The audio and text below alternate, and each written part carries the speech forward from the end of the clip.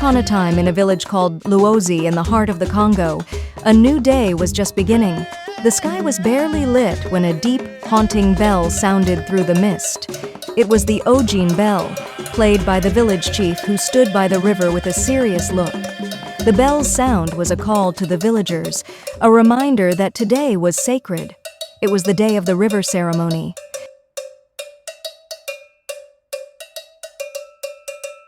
In a small hut near the center of the village, a young woman named Silla heard the bell and felt a weight settle on her heart. She knew what the day would bring. Her mother came to her side, speaking softly but firmly. "Silla, wake up, it's time. The chief is already at the river. Come on, let's get dressed." Silla blinked, still sleepy but aware. She asked, a hint of frustration in her voice. Why does it always have to be me? "Because you were chosen, Silla. The spirits saw your beauty and courage. We've talked about this." Though Silla understood, it didn't make it easier. With a quiet nod, she began to dress in her ceremonial clothes, feeling the weight of her duty as she prepared. Outside, her father was getting the offering ready, a pure white sheep, small and innocent. Its bleating broke the morning quiet as he held it steady. Together, Silla and her family joined the others, making their way to the river. The villagers followed, carrying drums and instruments that would soon echo through the forest with the sounds of the ceremony. At the river, everyone felt the heavy anticipation.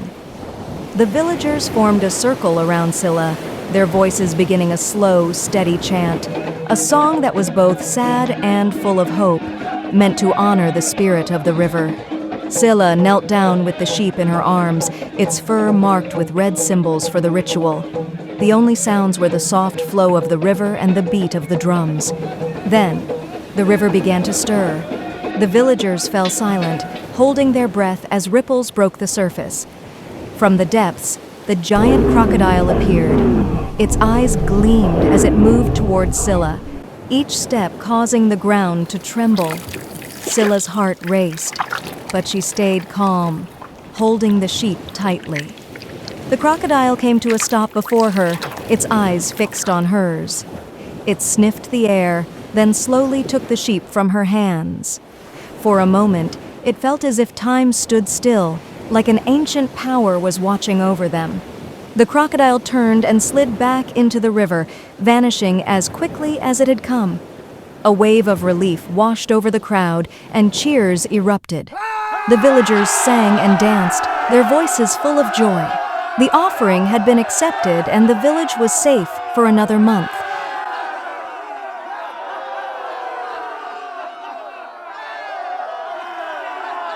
As they made their way back home, everyone was smiling and talking, grateful for the crocodile's acceptance. Silla followed, feeling the relief of another month's safety, but deep inside she couldn't shake one question. How much longer could I carry this burden? And what would happen if I couldn't do it anymore? Silla was a 19-year-old girl with a beauty that made her stand out in the village of Luozi. She didn't have many friends, but she shared a special bond with Emily, a girl her age. The two were like sisters, spending almost every day together, sharing secrets and finding comfort in each other's company. But Silla's life was far from ordinary. To the people of Luozi, Silla wasn't just another girl, she was sacred. The spirits had chosen her for a special role in the village's most important ritual, a duty that made her different from the others. Although she didn't have any powers she could control, there was one strange thing that happened whenever she felt very sad or angry. A colorful bird, a Gouldian finch, would appear in a nearby tree. Its bright colors and gentle presence seemed to give her strength to face whatever challenges lay ahead. The villagers respected Silla deeply, but this respect came with a price. As a young girl going through all the changes of growing up, Silla often felt alone. The village boys kept their distance, too afraid to approach her, and she missed the kind of closeness and friendship others her age enjoyed. Sometimes, she even felt like an outsider, a freak, as she would say to herself. Her mother, however, always reminded her how important her role was, telling her, "No one else was chosen, Silla, only you."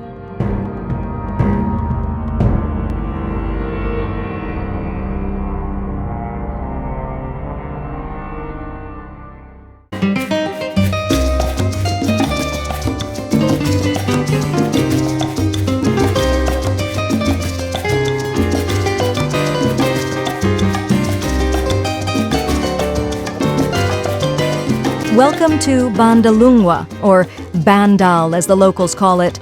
Around here, people say Bandal c'est Paris, meaning Bandal is Paris. It's a lively, bustling part of Kinshasa, known for its culture, music, and nightlife. Music runs through the heart of Bandal, and it's the place where Kinshasa's vibrant music scene truly comes alive. This is the home of Congolese music, where the sounds of soukous, rumba, and ndombolo fill the air. Many of Congo's greatest musicians started here, and the music flows from every street corner and club. One of the busiest places in Bandal is the bar called Zoom Bandal. It's a Saturday night, and the place is packed, buzzing with excitement. London, a 25-year-old local musician, is on stage with his band, and tonight, they're playing with all their heart. The crowd cheers, some stepping forward to show their appreciation with a few tips. London stands tall with his microphone, smiling as he connects with his audience.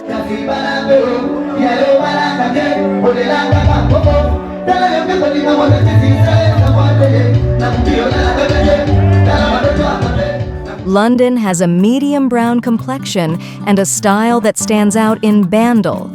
He's a sapeur, someone who dresses with elegance and grace. Even though he doesn't make much money from these performances, London's passion for music and style drives him. He lives for these nights where he can play live music and express himself through his art and fashion.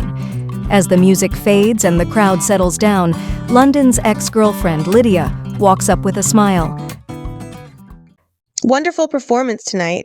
I love how you perfected that dance move. Thanks. Hey, I know we're not together anymore, but can't you at least look at me when you talk? What do you want to hear after you cheated on me? We're done, Lydia. With that, he turns and leaves, joining his friends outside, while Lydia stands alone, frustrated. As London and his friend Olivier walk home, their spirits are high from the night's success. They chat excitedly about the future. Werison started just like this. And now he's famous. I can feel it, man. Our success is coming. I want to be like Werison. I want to walk on stage with 80,000 people cheering. Don't worry, we'll get there, especially with our new dance moves. People already love it. They love my dance, but all they give me is spare change. I can't even buy new shoes. You need a new outfit for next Saturday. Maybe I can ask my brother if you can borrow his nice suit. Just this once. Thanks, Olivier. You're a lifesaver. I just want to keep creating new dances, but I've got to keep up with my style too.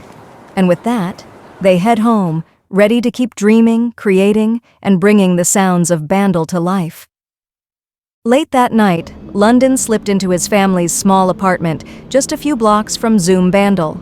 Moving quietly, he headed straight to his room, careful not to wake anyone. The apartment was silent, filled with the soft sounds of his mother and sister's breathing. His family, his father, Jean-Pierre, his mother, Monique, and his younger sister, Natasha, all meant the world to him. Jean-Pierre worked odd jobs, buying food from local villages to sell in Kinshasa, while Monique, a stay-at-home mom, fought constant battles with her health, dealing with both diabetes and the challenges of obesity. The next morning, London awoke to a strange tension in the air. As he moved through the small hallway, toothbrush in hand, he saw his parents sitting in the living room, deep in conversation. The moment he stepped out, they fell silent. Good morning, Dad. Good morning, Mom. London, I heard you really rocked the concert last night. Everyone's talking about it. Yeah, Mom, people went crazy for my new dance move. I'll show it to you after breakfast. You know, I'm your biggest fan. Aha! Mom, you should come next Saturday. I bet you'd love it. But before she could respond, Jean-Pierre cut in, his tone unexpectedly serious. London, you're not performing next Saturday. I need your help for the next couple of weeks, so clear your schedule. We're leaving the day after tomorrow. Wait, what's going on, Dad? Your great uncle in the village reached out a few months back. He owns a fishing boat and offered us 50 pallets of dry smoked fish to bring back and sell here. It's a big haul, London, and I'll need your help with it. We're going together. Village? Which village are we talking about? Your great uncle lives near Manyanga, specifically in Luozi. He's got a large farm there too, with sheep and cows. Luozi, you mean the one we have to cross the Congo River? Yes, but don't worry. They have boats, some with engines too. I've heard there are a lot of crocodiles over there. That's just an old tale. There's nothing to be afraid of. Don't act like a child, London. I'm just being careful. If we're going, I'll need to get a few things. Sunscreen, insect repellent, some decent boots, maybe even a compass just in case we get lost. I'll probably come back dirty and tanned. Everyone's gonna have a good laugh when I get back. People forget quickly. Besides, this might be a chance to show the villagers your new dance moves. I'm sure they'd love it. Yeah, right. I'm sure they'll be thrilled.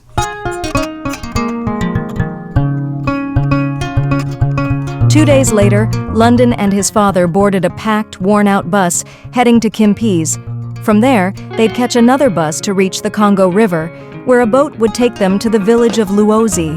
The journey was grueling, 2 to 3 days of bumpy roads and sweltering heat. London gazed out the window, watching as the city slipped further away, and with it, everything familiar.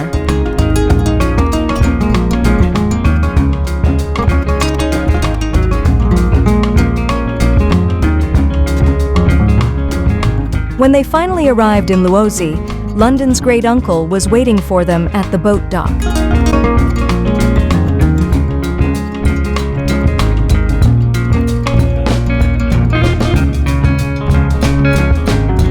As soon as London stepped off the boat, he was hit by the stillness of the place. The air was thick with the smell of earth, trees, and water, a complete shift from the exhaust fumes and noise of Kinshasa. He could hear the river flowing softly and the occasional rustling of leaves in the breeze. For a moment, he just stood there, feeling like he'd stepped into another world. Welcome to Luozi. This is the real Congo, my boy. It's quiet. Quiet? Here, we live by the rhythm of the earth. No loud music, no honking cars, just life as it should be. As they walked through the village, London watched a woman fetch water from a well, her movements unhurried, almost peaceful. There were no phones buzzing, no tall buildings, just the simplicity of village life. Word spread fast that visitors from Kinshasa had arrived, especially since London's great-uncle was respected in Luozi. He owned a few farm animals, a fishing boat, and lived with his wife and a grandson named Montezolo. After a big meal, everyone gathered around, chatting and sharing stories. London, you should rest. Tomorrow, we've got to get up early to pick up the fish pallets. No time to waste. Yeah, let's get it over with. This place is kind of dead. Dead? You'd be surprised, London. Luozi has plenty to offer if you know where to look. We've got beautiful spots, peaceful rivers, and food you won't find in Kinshasa. Food, you say? What's this special food? Ah, it's called mbika, a traditional dish made from pumpkin seeds ground and cooked with spices, vegetables, sometimes fish or meat, rich and delicious. We'll make it for you tomorrow. Mbika. Alright, that sounds promising. You'll love it. Maybe we'll even send some back with you to Kinshasa. London, why are you in such a hurry to get back? What's waiting for you in Kinshasa? Coco, I'm a musician. I have big plans. I want to be famous. So that's why you're dressed like this? I like your style. He's not just a musician, you know. We're thinking about sending him to university next year, but we need to get our finances sorted first. A smart move. A city like Kinshasa needs educated people. He wants to be like Werason, but even Werason went to university first. Dad, you know school isn't for me. I don't even remember half of what I learned in high school. Well, London, if school isn't for you, maybe you should stay here and help me with my fishing business. Nice try, Coco. I'm a sapper. There's no Versace here, no Gucci. Luozi's not ready for me. Yeah, London, if you have any brand name clothes, let me borrow them. I want to be famous here in the village too. Everyone burst into laughter, and for a moment, London felt a small connection to this new world, as strange and different as it was.